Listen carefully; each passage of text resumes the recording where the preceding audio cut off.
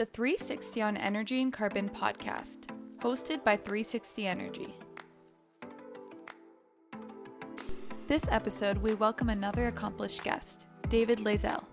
David plays many roles in the industry. He is the director of the Canadian Energy System Analysis Research Initiative at the University of Calgary, an energy system architect with the Transition Accelerator, and member of the Mitigation Expert Panel for the Canadian Institute for Climate Choices. Now let's get into the episode with David. Welcome back, Dave and John. I also would like to welcome back our guest this week, Energy System Architect David Layzell. Thank you for joining us again on today's podcast. Our previous episode with you on hydrogen focused more on the basics. Today's episode will deal more with the role of hydrogen's place in the industry, which I am definitely looking forward to learning more about. Dave, could you please kick us off with our first question of today? Well, welcome back, Dave. And my head's still spinning from the information we received from the last podcast. So I'm looking forward to how we're going to move with this next one. First question I have is, it looks like hydrogen will be used in transportation, space, water heating, and industry. Can you tell us how you think this will play out as far as what industries will be impacted first and how that will work through? Yeah, well, I think when you think about hydrogen, it's really all about connecting supply to demand and getting it to the scale quickly. So I would argue that regional hydrogen hubs are going to be absolutely essential. And in fact, it's part of the Canadian strategy is to focus on hydrogen hubs. So every regional hydrogen hub will need to be hand-built based on the resources that they have and the coalition of the willing companies, governments that share in the vision for a hydrogen strategy in that region. And so it really is about building a shared regional vision that fits within a larger provincial and national pan-Canadian strategy. So many of the emerging hubs today that we've been working with and start with where there's already a low-cost supply of low-carbon hydrogen. For example, they already have surplus low-carbon electricity, and they know they can put an electrolyzer in and they have a source of water, and they can make hydrogen right where they are because they really have low-cost surplus low-carbon electricity. Or you have a refinery presence, for example, in Sarnia, Ontario, or in Montreal, or in Alberta and Edmonton region, Fort McMurray, the fertilizer plants. They already have fertilizer like in Medicine Hat or in Edmonton region, where there is a lot of hydrogen being made to make ammonia fertilizer. There's a major use for ammonia. But one needs also to build the entire value chain, because there's no sense having hydrogen production if you've got no demand for it as a fuel, I'm thinking, or as a new demand. And you actually need to be able to connect the two. And so, but like any chain, it's only as strong as its weakest link. All right. So, and what's really understanding is that these hydrogen hubs are about building value chains. If you have a source of hydrogen that somebody's willing to provide it at a reasonable cost, you need somebody who's interested in buying it at a reasonable cost, right? And then you got to have other people, or maybe some of the same, involved in connecting the two. So what are we looking at? Heavy transport is one. Municipal buses, trucks, trains, off-road vehicles, even ships, harbors. Really it's you want these demand sectors really reasonably close initially to the, in order to the supply, so you get economic viability. And so they're usually early in the mix because we pay more for transportation fuels than we pay for many other of our fuels. And so this is a market where there's enough spread between the cost of hydrogen production and what the customer is willing to pay for it, that we should be able to create, as long as we get to scale, we can make an economically viable system that will require some public funding to get it set up for infrastructure, to get things started. But it should be economically viable without ongoing public investment. And so they're often the early adopters. We also need hydrogen vehicle suppliers in the mix, because you get people who want to buy a vehicle, but there's no vehicles available. That's a problem.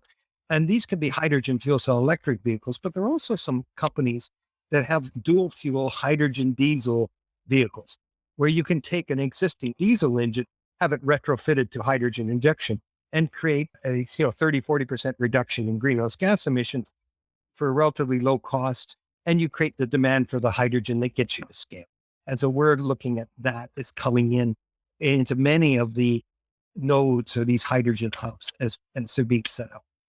And then we also need gas companies that are wanting to decarbonize space heating. And they can play a really important role in helping to justify pipeline investments and to provide the dynamic storage for the fueling station. As we discussed in the last section, putting hydrogen into natural gas pipelines for space heating isn't as economically viable, but there are some carbon credits and fuel standards they can meet that actually makes it economically viable in many provinces and perhaps across Canada in the future with new fuel standards.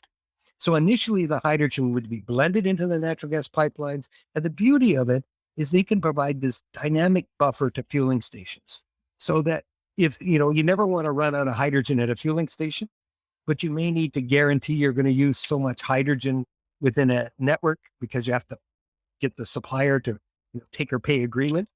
So the fueling station gets first priority, and whatever is left over goes into the natural gas network. And at the early stages, we see this as the most economically viable. And there's also some opportunities for combined heat and power, and especially in buildings like municipal buildings. What's fantastic for hydrogen, the economics works out pretty good, is to put hydrogen into, say, a recreational center where you're needing round-the-year water heat for swimming pools. You've got a lot of heat demand and you're also electricity. And there's combined heat and power hydrogen systems. So those are how it would start, with basic infrastructure along major corridors, and then build out from that once the infrastructure is in place. I'd like to talk a little bit more about the hydrogen and transport. And, here in the UK, our government has said that they want to stop the sale of diesel and petrol vehicles in 2030. And I mean, this is certainly for passenger vehicles. We have a number of people in various jurisdictions around the world are switching over to compressed natural gas as an alternative for transport. But I wondered if you could be bold enough to give us a headline date of when we would see hydrogen as being commonplace in our transport system. I think it'll be in our transport system. I would say I'm focusing on heavy transport trains, which are very much on tracks, and they fuel in certain locations, right? And they often bring the fuel to the train in the train system. And so that's one thing. Heavy duty transport. I'm talking about transport trucks, like the big, 40 to 63, 65 ton gross vehicle weight runs that you see on the major highways crossing Canada. Those relatively small number of fueling stations serve those. Those trucks don't drive into your local corner gas station, right? They're being the big truck stops. And those truck stops would deliver many tens of tons of hydrogen a day if they were hydrogen stations. The economics for those is fantastic, right? Even, we need the vehicles. So I'm predicting that latter half of this decade, we're going to see the first few vehicles arriving. I'd say the first 2 or 4 vehicles, hydrogen vehicles, large scale hydrogen trucks and buses will be arriving in Canada and on the roads in Canada by this time next year. And we see the trains, they'll be trained in Canada by this time next year. So that's a very early start. It's going to take a while. But as we talked about earlier, it's about hubs. So it's not going to be one here, one there across Canada. There'll be an economic case for hubs, return to base operations, but also corridors. And one of the top 2 corridors in Canada are the Edmonton-Calgary corridor, which is 5,000 heavy-duty trucks a day. Class 8 trucks are moving that corridor. And the Montreal to Windsor, Sarnia corridor, there's about 10 to 15,000 trucks a day move that corridor, even 30,000 trucks a day in Toronto, if anybody's been on the highways there. So it's just, it's a massive amount of traffic. And many of those trucks all fuel at a relatively small number of fueling stations. And so I think what we're going to be seeing by later part of this decade is targeting corridors and hubs and really getting to scale on the big trucks and the big trains and some ships, et cetera, maybe ferries and that sort of thing in British Columbia, for example. But hard to say. We're in the early stages now. The world's changed when the climate change issue has become much more concerning, but also international decisions to say this incremental thinking of the past hasn't worked. We've not gotten where we need to go. moving and making a commitment to net zero just changes the whole framework of the problem and forces you to say, where are we going? This isn't just a carbon tax and walk away. Yeah, thank you for that. I think it's like a lot of what we're dealing with here. It's a complex systems problem, isn't it? And there's so many elements involved in it, and we need them all to be pointing in the right direction at the same time, and then something could really happen. So yeah, thank you.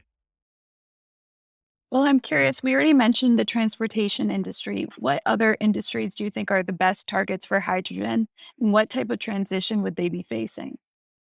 Well, I think the steel industry, especially in Ontario, in the Hamilton area, has a huge opportunity in this area. I mean, you probably heard the announcement last week of ArcelorMittal and Dofasco essentially committing to, I think it was $1.8 billion investment to move to DRI, direct reduction of iron technology. Initially, they're going to move from some basic, coal blast furnaces and that sort of thing to basically natural gas. But the system they're building is sort of like future ready, if you like, the system they'll be building to put hydrogen in to replace the natural gas. So they can see a stepwise transition. And that commitment has already been made by Dofasco. I see it's a huge, I think there's about 4 million tons on the table there, or 4 to 5 million tons of CO2 emissions in that area that could be mitigated. It will be a stage process, and it will go to natural gas and then move to hydrogen, where the low carbon hydrogen, and essentially by 2040 or so, we could actually see essentially very close to zero emission steel production in Canada. The price of carbon one would need to drive that is, when you actually look at the overall system, you get the scale is not that high. I mean, it's over $100 a ton probably, but it's probably not $200 a ton, right? So again, that's something that I'm sure Dofasco has done their analysis on, but they've already made announcements on last week. They've already moved in that direction. Space heating is another one. I think it's a real issue of looking at it at a systems level, because you could move to space heating, zero emission space heating, by going electricity, just resistive heating, example like they do in Quebec a lot. My concern is that the impact on the grid would be incredibly damaging, the shock. And we already have to grow the grid a lot more to start covering off other electric cars, et cetera. We're going to have to grow the grid size. So in our analysis, it's a hard fit for many provinces of Canada. And we see hydrogen. And it's also an opportunity for the natural gas companies that are already delivering gases to each house. We could, modify the infrastructure.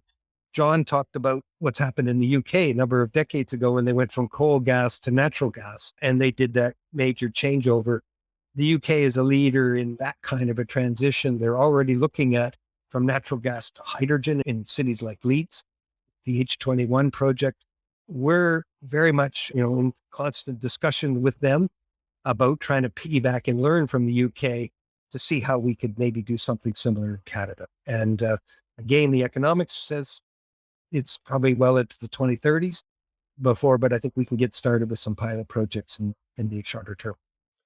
Power generation, especially peaker plants in regions that don't have carbon capture and storage potential. So if you can't burn fossil fuels and then capture the CO2, and you're in parts of Canada like Ontario that, except for maybe southwestern Ontario, that don't really have good CCS potential, there is possibility of using hydrogen or even ammonia to make power. And then large scale wind and solar operations that, not as a user of hydrogen, but as a producer of hydrogen. Many of the models that we've been running suggest that, the lowest cost electricity is wind and solar. The problem is that you build too much wind and solar and you actually saturate the grid, and the prices of electricity in a province like Alberta just collapse. But what we've been modeling and saying, well, if the price is above a certain number, you make electricity and put it on the grid. As soon as the price drops for the electricity on the grid, drops below, say, $30 a megawatt hour, you make hydrogen. And now you actually can grow your wind and solar industry to much larger, because you actually have a variable demand and you can control your demand, and you basically get companies that aren't necessarily in the electricity business. They're in the energy business. They're making electricity when there's a need for it, and they make hydrogen when they have not enough demand on the electricity. And I think those are the kinds of industries that are I think we're going to see as being many of the early movers. And sorry, just to clarify, CCS stands for carbon capture and storage. Yes. Okay. Yeah. CCS is carbon capture and storage. Dave, we work with a lot of energy intensive industries, whether it's in the agriculture or in the natural resources, whether it's steel or cement, things of that nature. So as far as what is the expected market for hydrogen in the steel and cement industries and other industries, and what is the temperature heating requirements that hydrogen fits into? It's important to recognize that both cement and steel, it's not only heating, but it's the redox or the oxidation reduction potential of the hydrogen. It's kind of an industrial feedstock as well as the fuel, if you like. So it certainly increases the temperature, but it's actually, you're in the case of making, steel from iron ore, if you like, you're basically reducing the iron oxide and making it into iron that's going into steel. My understanding is there's some of the discussions that we've had in the Hamilton area are around 500 tons of hydrogen a day would be required to convert in the final conversion by say 2040, 2050, we can get to, be 500 tons a day, which is a significant amount. Put that in perspective, a steam methane reformer or autothermal reformer sort of industrial scale is around between 400 to 800 tons a day. So, it would be a dedicated one that would just provide the steel industry, for example, for iron production. Cement is a bit of a different challenge, and this is a bit of a challenge on steel as well. But cement it's about 60% of the emissions from a cement industry actually doesn't come from burning the fuel. It comes from limestone, the rock, and they're converting into clinker. So hydrogen is important there, not as a fuel, because you could switch the whole fuel to hydrogen, you still won't solve the problem. So I would argue that, and we've done quite a bit of work with the cement industry, and we see hydrogen as potentially fitting in, not as a fuel for the actual cement making process, but perhaps as a fuel to run a molten carbonate fuel cell that can capture the CO2 emissions out of the stack from the cement plant and concentrate them into a pure CO2 stream. And in the process, actually make electricity and put it on the grid, a low carbon electricity. And there's a possibility that what you get is the cement companies start getting in, if they have carbon capture and storage potential nearby, right, where they can geologically sequester the CO2 coming off the rock and not release it to the atmosphere, then they can actually get into the electricity business as well and produce low carbon electricity with molten carbonate fuel cells. And the economics, if you go to scale, are getting better as the molten carbonate fuel cells. Price of those comes down. There's also a possibility for heavy industry like cement, for example, to use the byproduct oxygen that is produced with large scale electrolysis. For example, you could have a nuclear power station that has excess electricity. It makes hydrogen, electrolyzes water, makes hydrogen and pure oxygen. Right now, they typically just release the oxygen to the atmosphere. But if they captured that oxygen and put it in a pipeline and sent it next door to a cement plant, you could actually run the cement plant instead of using air in the burner. You could actually burn pure oxygen. It's called oxy-firing. And what you would get is a pure CO2 stream, more or less, with water. You take the water out, and you've got a stream that is virtually pure CO2 that could be used and sequestered geologically. And so you could decarbonize. And essentially what you're doing is you're piggybacking a cement industry on, partnering it with a large scale wind and solar farm or maybe a nuclear station that is actually making hydrogen. So you're actually taking the waste product hydrogen generation from green hydrogen and using it to decarbonize another sector. And that, I think, is going to be essentially setting up industrial clusters, I think is a significant opportunity as we move to a net zero, that, you make sure that you got a really valuable product there, pure oxygen, that could be, and we've just done a model on this analysis, and we could even pipeline that oxygen 200 kilometers from a wind farm, and it would be cheaper than many other alternative carbon capture and storage and cement plant. So if I could just a follow up, because this is so interesting, because we have a customer that's very similar to what you just described location wise to a nuclear plant. I'm interested in what role like a SMR, like the small nuclear, will they be able to fit into this piece that you're just describing? Absolutely. I mean, there are many of the SMRs where they were talking about making, I mean, with a nuclear, you can make electricity first and then convert the electricity into hydrogen. Or you can basically use the heat of a nuclear reaction to try to make the hydrogen directly from water. I think both of those, I don't know that much about the thermal process for nuclear thermal conversion to hydrogen. My guess is it probably still involves an oxygen evolution, but I'm not sure. If it does, then I could see there's a possibility of maybe a partner or a market for that oxygen in something like a cement industry. The challenge is you've got to get big, right? It's again getting to scale. Around the Bruce Nuclear Station in Ontario, for example, there are some salt caverns just south of there that is salt storage potential that one could store oxygen theoretically, or, certainly store hydrogen. It's still used for storing natural gas now in that region on shore of Lake Huron. So I think there's some opportunities there. But again, I think what we're going to see in the next 20 years, as we're seeing a rethinking of the structure of our energy systems. I think it's going to create some new partnerships, and perhaps it's wind and solar or nuclear to cement industry. It could be, the wind and solar to getting in the hydrogen business. So it's not just about selling electricity to the grid. It's about being an integrated energy company. Thank you for that. And sorry to interject again, SMR is small modular reactor, correct? Yes. Thank you. Yes. It's also steam methane reformers. So I have to remember who's talking to me. So it's very good that you pointed that out, because I think David Arkell was talking about small modular reactors.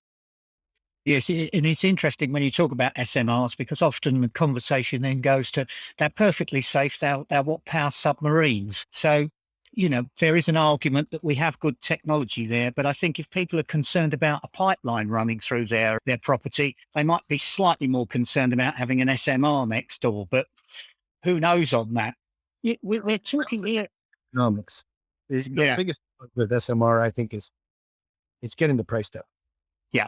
Yes, we don't have one of them to do yet. So Yes, we've got to wait. We're talking about the iron, iron and steel and cement. They're industries we've been involved in and are involved in, and they have for a long time been, if you like, energy sensitive, because it's been such a major part of their cost. I recall I got involved with what's currently Tata Steel in South Wales, and at the time that I was doing some work with them, they were planning to have a plant they said was not connected to the grid electricity wise.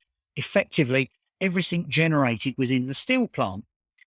The question now, that was driven by pure economics more than environmental issues.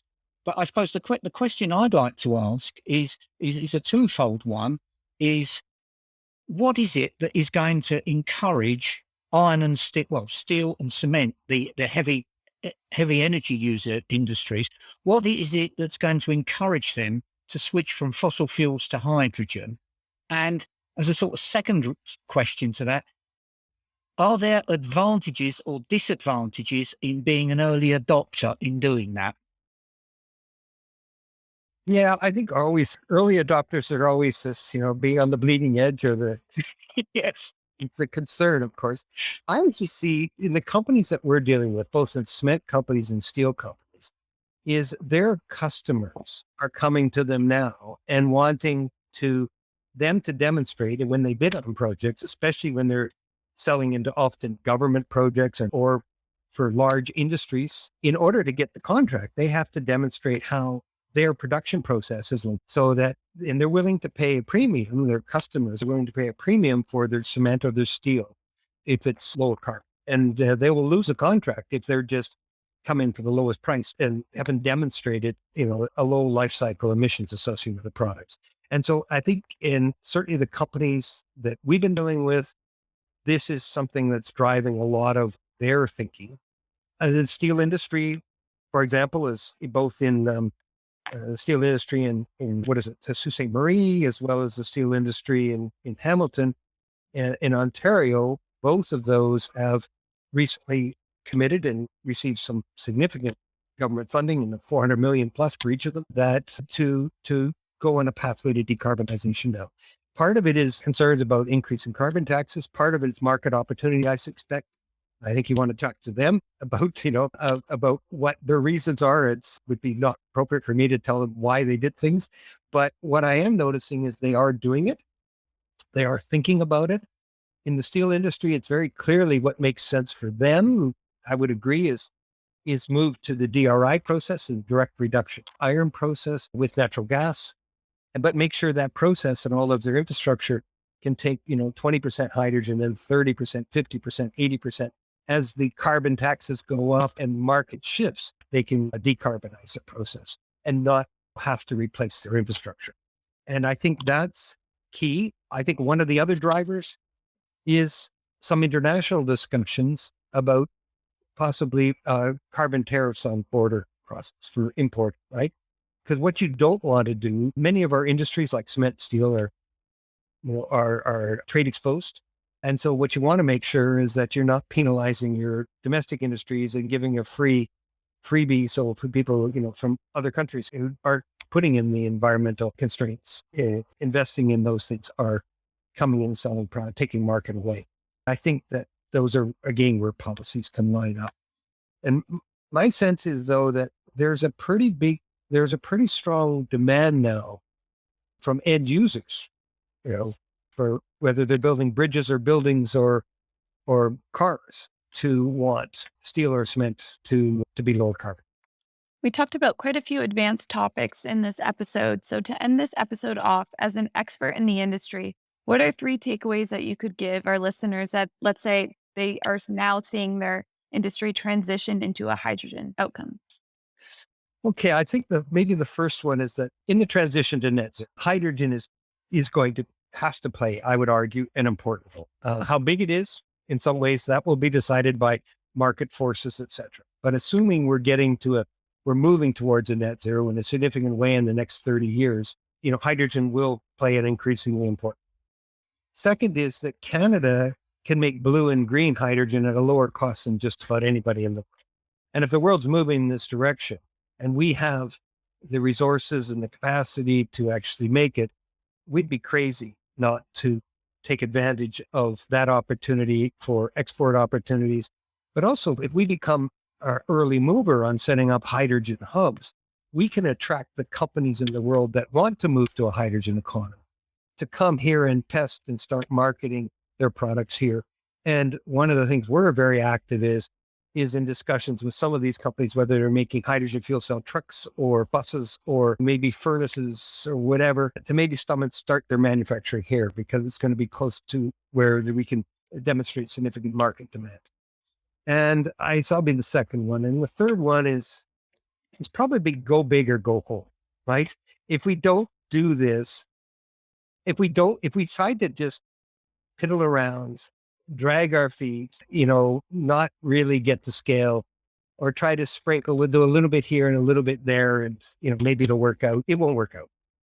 This is a commitment. We need a coordinated multi-government and industry shared vision of a transition to net zero. And there are many industries. It doesn't need every industry signing on. We need a coalition of the will. And I think, there's certain industries where this just makes so much sense. And we're seeing them come out now and say, we're ready to move. The steel industry was one of the most recent. But, I think we're seeing many that are on the production side that are really keen they see an opportunity for hydrogen as being sort of a zero emission gas of the future. And I would argue that getting those companies to start to work together, we could take some lessons from what's happening in Europe and the UK, as really coming out with things like the backbone project, the hydrogen backbone project in Europe, which is a pipeline network of hydrogen. There's a hydrogen council work in the UK, et cetera, where a number of different industries and governments have gotten behind a shared vision for the kind of net zero energy system that we need to build, and how can Canada win in this transition. And that's, I guess, where I'd end it. Those are fantastic takeaways. Thank you so much, David, for joining us again today and providing us with your hydrogen expertise. I know there were many valuable points for our listeners on the future of hydrogen in the industry. Any final comments, Dave and John, before we close off this episode? I'm going to have one. I know it's just thought because I've talked to a few people about this. Dave and I are both great believers in that there's not enough energy literacy around, that people don't understand energy well. And I think, unfortunately, a number of people, when they hear of hydrogen, they think of it as being something dangerous. And I think we've probably got to do quite a lot about public education because, it isn't really that much more dangerous than much else of what we're using, but they don't realise that. So I think that's my final contribution. And I would argue that it's probably less dangerous than many of the, that we already, and we know how to handle it. So, Dave, your comment about go big or stay at home. I think if we don't go big and we don't go faster, with the recent announcement with the ICPP paper, society, people in general around the world are in trouble. So not only do we need to do this for, humankind, but actually there's so much opportunity to take advantage of. And the sooner people get on this and understand it, the better we will all be for this. And the fact that you reviewed and gave us the information that I think will be very informative to our listeners, I think is a great help. So thank you for all your time and your information today. It was really helpful. Really appreciate it. Yeah, thank you. my pleasure. Good talking to you again. Thanks, David. Bye. That's all for today's episode of the 360 on Energy and Carbon podcast. Thanks for listening. Make sure to check us out on our website at 360energy.net and follow us on LinkedIn at 360 Energy Inc. Tune into our podcast on Apple Music and Spotify by searching the 360 on Energy and Carbon. You can watch the video recording and subscribe on YouTube at 360 Energy Inc. See you next week.